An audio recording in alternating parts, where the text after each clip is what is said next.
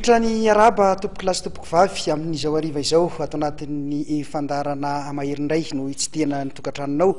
Asaina ampanajana renao anaraka izany fandarantsika izany hatramin'ny farany ho resahantsika anatin'ity fandarana ity ny resaka baolina kitra, ny taranja baolina lavalava, ny taranja azakazaka fiarakodia izay andraisantsika vahiny hatramin'ny farany zany dia manasanao anaraka izany fandarana izany.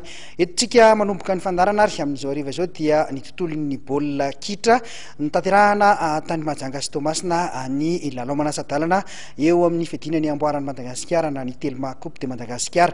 Fantatra ary zao fa tafita amin'ny lalao famaranana ny AS Adema sy ny LGK Plus na ny Mahajanga any moa ny namana Zakino Rakotomanana anaraka izay lalao manasadalana izay ka hiditra amintsika mivantana izy amin'izao alina izao hitatara ny zavanisy tany Mahajanga tany makasika izay lalao manasadalana izay.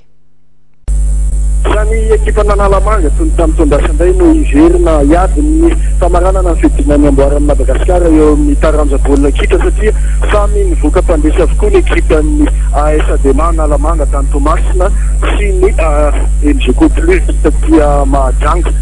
Famaranana izay ataony fatelo amby roapolo ny volana Novambra amin'ny famaranana io. Ngamba ny naverina teo Zakino ny hoe niverina ny famaranana tamin'ny taona lasa. Nisan'ny baolina tena nafinaritra tena miady ny baolina tamin'ny heritaona iny mino fa ny baolina izay ho ataontsika amin'ny finale amin'ny LGK Plus eo ny Adema dia samy ampisehoan'ny izay fahaiza manao an'izay ny ekipa rokotra mampiakatra ny lanjan'ny baolina kitra malagasy. Sorana ny filoky tantanan'ny LGK Plus manoloana antsika eto koa ny mpanazatra ny LGK Plus dia Kareka maître efa mieritrereti ve hoe ho resan'ny elanelan'izy ny Knap Sport inona ny tena hoe titikady napetraka. Misotranao Zakino ho an'ny LGK Plus ny rehefa manao lalao moa dia mieritreritra fandresena satria zay no tokony amboara tamin'ny heritaona maniry dia maniry tokoa zay mbola hitazona zay tokony amboary zay nefa na izany naty zany ianao amin'ny Adema zay amin'ny lalao famaranana. Adema dia manisy mandetraka fanontaniana zany rehefa anao amin'ny Adema zay ho an'ny tenanay satria raha ny lalao tamin'ity taona ity tsy iverina tamin'ny heritaona fa ny lalao tamin'ity taona ity ny poule des As sy ny triangulaire atao Mahamasina dia tsy famitsinaretsy azy zay. Ny voalohany nanao sahala faharoa resina zay ka ho anay LGK Plus zany dia hiezaka zay mba andresan'ny Adema anala vela zay no tanjona ho ataonay amin'ny famaranana. Anala vela araiky zany ny LGK Plus amerenan'ny tsy fahombiazany tamin'ny fidinan'ny tompon-dakana Analamanga manoloana ety Bela zay napitra ny baolina roa amin'ny LGK Plus Bela azo lazaina miverina ao anatin'ny herintanteraka. Efa hitanao hoe inona ny lesoko tamin'ny bilaran'ny Knap Sport na tonga an'le baolina roa tafiditra.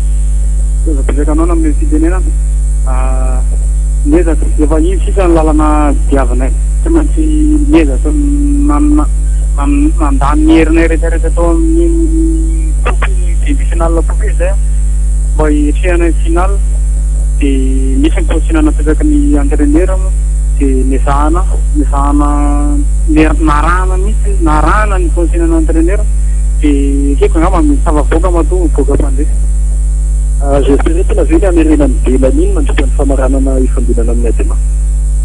Miankina amin'ny azo atao zavatra rehetra azo atao tokoa fa miankina amin'ny fanomanantena mila manomanantena fantatra amin'ny famaranana ho avoren'ny fanomanana ny demi-finale teo ny fanomanana ny finale ary misozan'Andriamanitra le presidente tamin'ny victoire zay azonay androany.